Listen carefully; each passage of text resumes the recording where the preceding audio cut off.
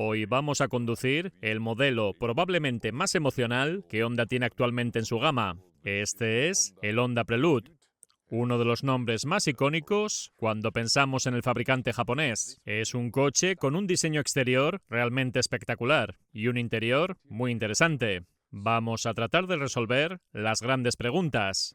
¿Qué tal de deportivo es realmente? ¿Qué nivel de dinamismo ofrece, tanto en este circuito que tenemos a nuestras espaldas, como en la autobahn alemana? Y también nos preguntaremos, ¿tiene realmente las prestaciones suficientes? Porque ha habido bastante debate sobre la potencia y el rendimiento de este modelo. Vamos a descubrirlo todo ahora mismo, junto a Zomas de Autosensación, en 4K, a pantalla completa y sin perder detalle. Empezamos por un frontal con una imagen muy sensual y muy dinámica. Por arriba, las luces de conducción diurna y por debajo el faro principal LED con luces largas adaptativas. Esta unidad tiene un color gris bastante discreto, pero también se puede comprar con colores más llamativos si lo deseas. En cualquier caso, el perfil es muy sensual y tiene una longitud de 4 metros y 52 centímetros o 178 pulgadas.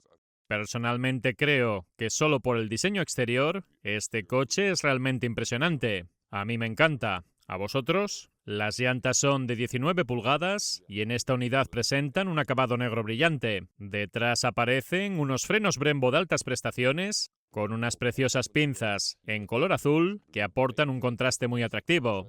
Por supuesto, la línea del techo es muy alargada y estilizada. En la parte trasera encontramos un monopiloto que recorre prácticamente toda la anchura del vehículo y que recuerda ligeramente al Porsche 911.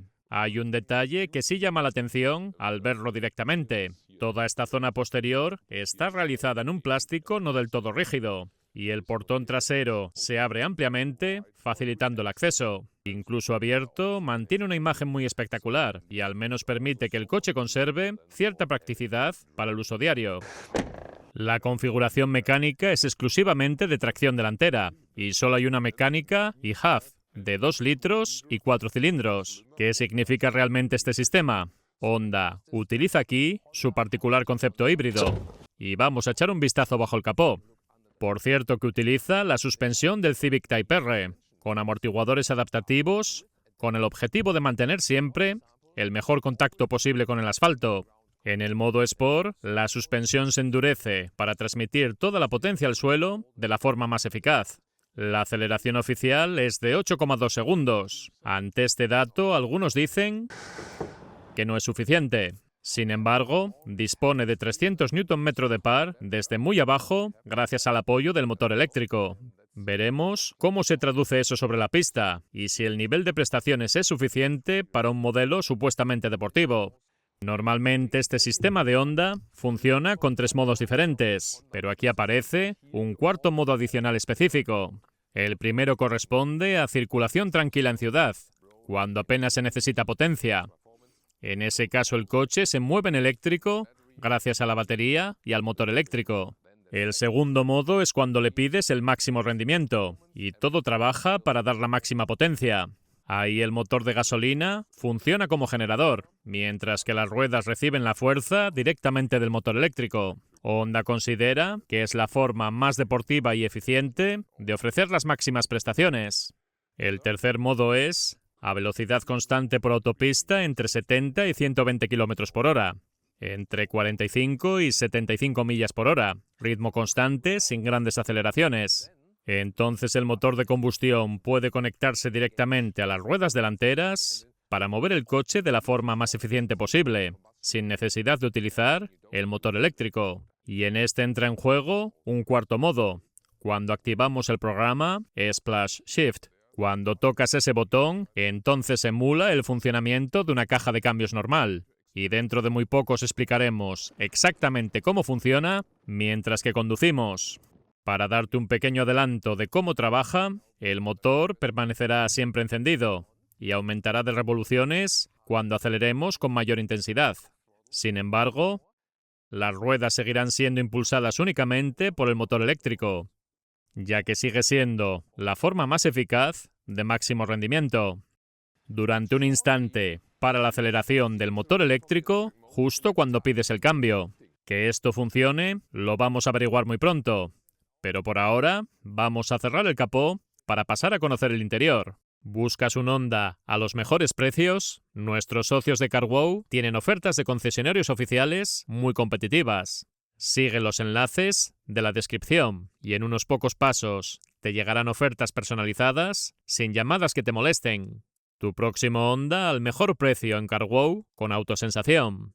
Por cierto, respecto de la potencia, en Europa se anuncia con 184 caballos, mientras que en Estados Unidos se habla de 200 caballos. Sin embargo, se trata exactamente del mismo motor y desarrolla una única potencia.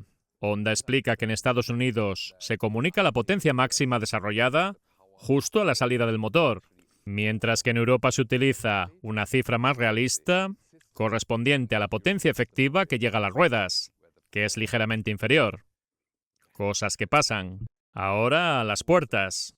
Con el mando abres el coche y entonces las manillas salen hacia ti. Yo sigo prefiriendo las manillas tradicionales y no soy especialmente fan de este sistema.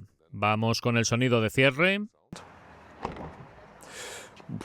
Casi lo que más se escucha es el sonido de esta pieza moviéndose, pero creo que en general no está nada mal. Si pasamos a la cara interna, estas son unas puertas grandes de coupé. Todo está perfectamente recubierto con un tacto mullido y el propio apoyacodos resulta bastante cómodo. Sin embargo, los mandos en la puerta no son nada especiales y los plásticos por debajo son totalmente básicos. Hacia adentro nos recibe una moldura Prelude y este es un interior en negro con detalles azules en contraste. Alternativamente, también puedes elegir un interior en negro y beige con costuras en azul. El volante me parece un gran acierto. Lleva botones, levas y ruedas físicas para todas las funciones. Y además devuelven un sonido muy agradable cuando lo manejas. Hay plástico negro brillante, pero a la vez costuras azules bastante atractivas. Asimismo, los aireadores son muy bonitos, con este concepto de entrada de aire de coche deportivo. Solo existe un tipo de butacas, y son claramente de carácter deportivo con reposacabezas integrados. Si no te gusta la tela, solo pueden ser estos de piel natural, y sinceramente la calidad no me parece nada destacable. Se arrugan demasiado y tienen un aspecto como aceitado. En comparación, los laterales y el reposacabezas son de piel sintética y se sienten mucho más agradables cuando los tocas. Hubiera estado bien que ofrecieran unos asientos en microfibra deportiva, como ya hicieron en algún Type R anterior. Aquí, con mi 1,89 m, la posición sentado no está nada mal. Algunos coches deportivos son incómodos, pero este está bastante bien. Con mi estatura por encima de la media, todavía hay algo de hueco por encima. Ofrece regulación en altura y lo interesante es que el asiento del conductor es algo diferente al asiento del acompañante. Enseguida te comento las diferencias. La columna de dirección ofrece un reglaje suave, pero totalmente manual. Las levas en el volante o bien hacen las funciones de recuperación, tienen muy buen tacto, o cuando estás en el programa S-Shift, entonces hacen los cambios simulados y lo veremos enseguida en movimiento. El asiento del pasajero es diferente al del conductor. Los apoyos laterales son más pronunciados en este y más firmes, mientras que van más abiertos en el asiento del pasajero para que sea más fácil entrar y salir. Aquí, el del conductor tiene un enfoque más racing. Después, el salpicadero es mullido y hay un interesante aplique de algo que parece microfibra, pero que realmente no lo es del todo. Mi elemento favorito del interior, el climatizador. Lo que Audi ha eliminado, Honda lo trae de vuelta. Es una pieza de mucha calidad, con moleteado, iluminación por detrás y un tacto fabuloso. No despista nada. Puedo concentrarme en la conducción y regularlo a la vez bien. Cuando encuentras un interior así de analógico y directo es una maravilla, después de tantos y tantos modelos que apuestan por interiores digitalizados. Las butacas delanteras son calefactadas con 3 niveles de potencia y botones superdirectos, pero no ofrecen la posibilidad de ventilación para el verano. Después encontramos los puertos de recarga y no utilizaría la bandeja inductiva que hay debajo porque carece de ventilación para el móvil y se recalienta. La zona central es un poco extraña. Park, reversa, drive, neutral. Oh my God. No le veo mucho sentido. Aquí cambias el modo de conducción y este es el botón del modo Splash. En el modo Sport, la suspensión va lo más firme posible. En el modo GT, ofrece un equilibrio. Y en el modo Confort, suaviza al máximo la respuesta de la suspensión. Por encima de todos ellos, aparece el modo Splash. Al pulsarlo, entra en funcionamiento la simulación de cambio de marchas, y dentro de poco comprobaremos qué tal está de conseguida. El sistema multimedia no es especialmente grande, pero cumple su cometido. Sirve para visualizar, por ejemplo, las funciones del sistema híbrido. Conserva un mando giratorio físico para el volumen, además de un acceso directo al menú principal. Con un solo toque podemos acceder muy rápido a Apple CarPlay, y si te soy sincero, creo que el sistema hace exactamente lo que debe hacer sin complicaciones innecesarias. La estructura metálica tipo reja en los aireadores creo que es muy atractiva. De nuevo se sienten como elementos con mucha precisión. Está muy bien. En la consola central hay esta zona muy profunda con portabebidas adaptativos con 2 puntos de apoyo. Sin embargo, el apoyacodos sí que podría ser un poco más mullido, y por debajo hay un hueco no muy grande para llevar cosas. Curiosamente tiene un mecanismo como para mantener la tapa abierta. En conjunto, el puesto de conducción es funcional y deportivo, y realmente no hace falta mucho más. Bueno, la instrumentación digital quizás no sea la más moderna del mercado, pero cumple perfectamente su función, y además modifica ligeramente su diseño cuando activamos el modo Splash Shift, reforzando la sensación deportiva.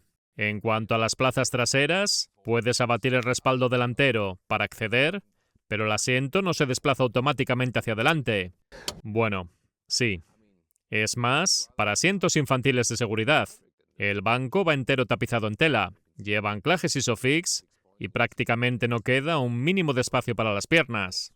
Ahora pasamos al maletero. Honda anuncia una capacidad de 260 litros, ampliables hasta 660, una diferencia muy considerable. En primer lugar, este portón puede resultar incómodo en garajes subterráneos con techos bajos. El acceso es bueno y lleva este curioso cubreequipaje que se encaja en esas ranuras.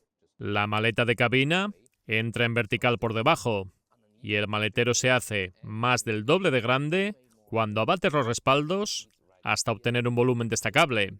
Hay un doble fondo con un volumen no muy grande y aunque quieras, la base del maletero no se puede retirar.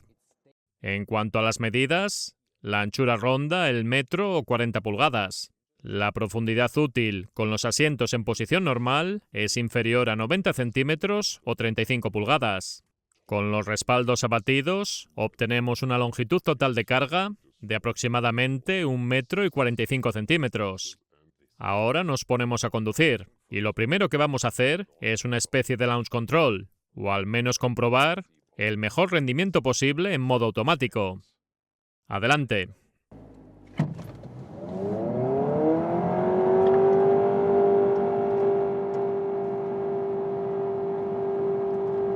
Blop. Eso fue la aceleración de 0 a 100 km por hora. En este momento circulamos con el modo Sport activado y por tanto la suspensión con el ajuste más deportivo. Tenemos a nuestra disposición un pequeño circuito en la sede de Honda, muy revirado, ideal para comprobar el comportamiento dinámico del coche. Y dentro de un momento os enseñaremos también las diferencias entre los distintos modos de conducción. Este Prelude pesa algo menos de 1,5 toneladas y precisamente eso es una de sus grandes virtudes. Efectivamente, como comenta Lía, la agilidad es uno de sus puntos fuertes. El coche nunca transmite sensación de pesadez, tampoco es un vehículo especialmente largo. Hay rivales como el BMW Serie 4 Coupé que resultan claramente más largos, mientras que aquí se percibe como un coche relativamente compacto y además fácil de colocar en las curvas. No tiende a abrir la trayectoria y la dirección resulta muy directa. Curiosamente, no es excesivamente progresiva, por lo que sigue siendo necesario girar bastante el volante, aunque nunca hasta el punto de tener que cruzar demasiado las manos en una curva. Al acelerar a la salida de las curvas, se aprecia claramente lo que Honda dice de que el par está ahí. Sobre el papel, el motor no parece especialmente potente, pero gracias al apoyo inmediato del sistema eléctrico, la respuesta es muy espontánea. Evidentemente, no estamos ante un deportivo de altísimas prestaciones, pero sí ofrece unas capacidades dinámicas suficientes para disfrutar realmente al volante. En cuanto al sonido que el motor produce, no es algo que puedas calificar como fabuloso o emocionante. Para muchos puede que sea un problema, pero aún así, el empuje eléctrico al salir de las curvas resulta bueno. Lógicamente, si hablamos de un coupé clásico, con un motor de mayor cilindrada o con muchos más caballos, la sensación de aceleración será todavía más intensa. Probemos ahora los modos de conducción. En el modo confort, la suspensión se vuelve claramente más blanda y vamos a comprobar cómo cambia el comportamiento en las curvas. ¿Notas la diferencia? Sí, la amortiguación es claramente más confortable. El modo GT queda en un punto intermedio. Se supone que se trata del mejor balance, pero permite un ligero balanceo adicional de la carrocería en la curva. Volviendo al modo Sport, no es que la suspensión se vuelva extremadamente dura, pero sí se percibe como las ruedas permanecen más pegadas al asfalto. Evidentemente, el nivel de adherencia no cambia por arte de magia, pero una suspensión más firme permite transmitir mejor toda la potencia al suelo. Y eso es precisamente lo que consigue este coche. Resulta divertido de conducir. Esa es probablemente su principal virtud, el comportamiento en curva. No pretende ser un coche pensado para alcanzar velocidades muy elevadas en línea recta. Ahora toca el siguiente nivel, Splash. Aparece un cuentarevoluciones en el lado izquierdo y vamos a ver cómo funciona. Aunque realmente no existe una caja de cambios convencional, el sistema simula perfectamente la existencia de marchas. Es un concepto que ya hemos visto en algunos pocos coches eléctricos. Resulta muy curioso, porque si te olvidaras por un momento de todo lo que os he explicado anteriormente y simplemente pensaras que estás conduciendo un coche con cambio manual, la sensación sería sorprendentemente convincente. Es muy interesante. Reducimos una marcha y realmente da la impresión de estar haciéndolo. El cuadro muestra segunda, tercera marcha, y al bajar una relación, la sensación resulta muy divertida. Obviamente este sistema no mejora las prestaciones. De hecho, las empeora ligeramente. Pero puede aportar mucha diversión cuando conduces en un circuito pequeño como este o simplemente quieres disfrutar de una carretera de montaña enlazando curvas. No hay obligación de usarlo, y cuando no lo haces, las levas vuelven automáticamente a su función habitual de controlar la frenada regenerativa. Por ejemplo, puedes seleccionar un nivel fuerte de retención, de tal modo que el coche pierda mucha velocidad en cuanto sueltes el acelerador. Dejamos atrás el circuito y nos vamos a comprobar cómo se comporta el Honda Prelude en la conducción cotidiana. Queremos saber qué nivel de confort ofrece en carretera convencional, en ciudad y también en la autobahn alemana hacia donde nos dirigimos. He seleccionado el modo confort precisamente para comprobarlo. Paso deliberadamente sobre estas tapas de alcantarilla e incluso en el modo confort se nota que tiene una puesta a punto claramente más deportiva que en un Honda Civic convencional. Se nota que utiliza la suspensión derivada del Civic Type R y eso no se puede disimular, como tampoco el hecho de que tiene llantas de 19 pulgadas. Otro periodista con una unidad en azul. Diría que tiene carácter de GT, para divertirse a diario, pero sin ser demasiado incómodo.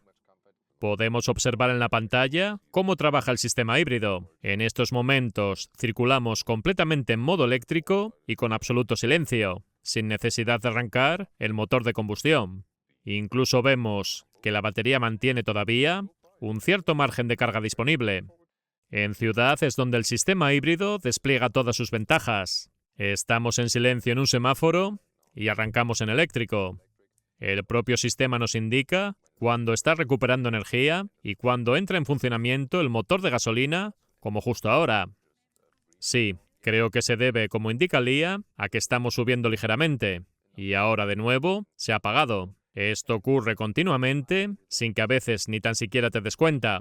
Ahora ponemos rumbo a la autobahn alemana. Cuando se pisa el acelerador con más decisión, el sonido del motor se hace más evidente.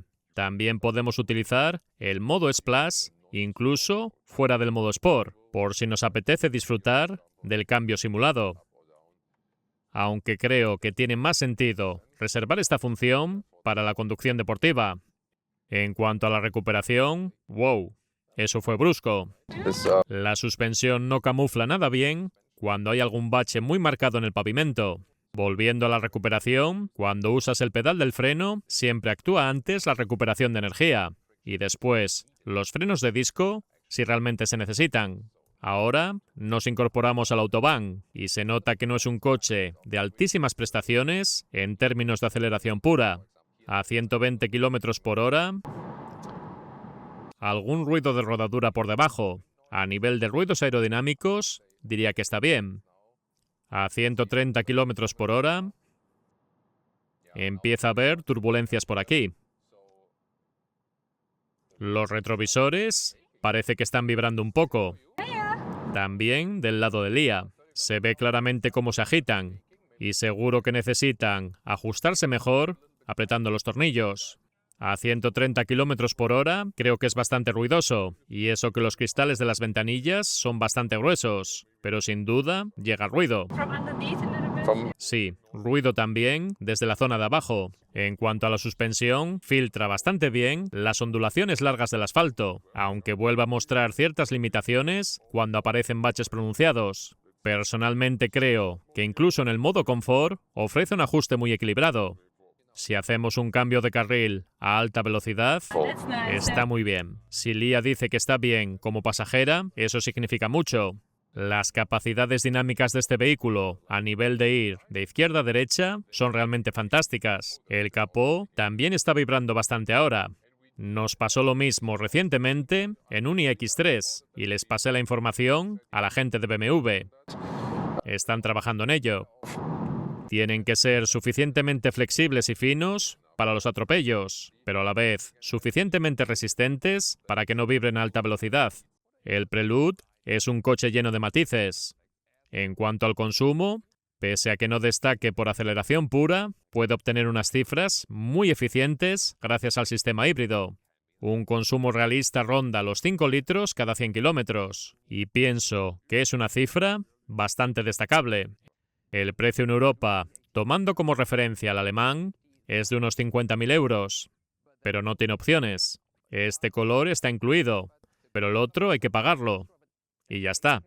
Es cierto que un BMW Serie 4 Coupé también arranca alrededor de unos 50.000 euros y ofrece mejores prestaciones en aceleración, incluso con un sencillo 420i. Sin embargo, basta añadir algunos extras para que su precio aumente considerablemente. De modo que Honda vuelve a situarse en una posición competitiva frente a muchos de sus rivales. ¿Y vosotros qué opináis del nuevo Honda Prelude? Dejad vuestros comentarios y mientras tanto os invito a descubrir otros interesantes coupés.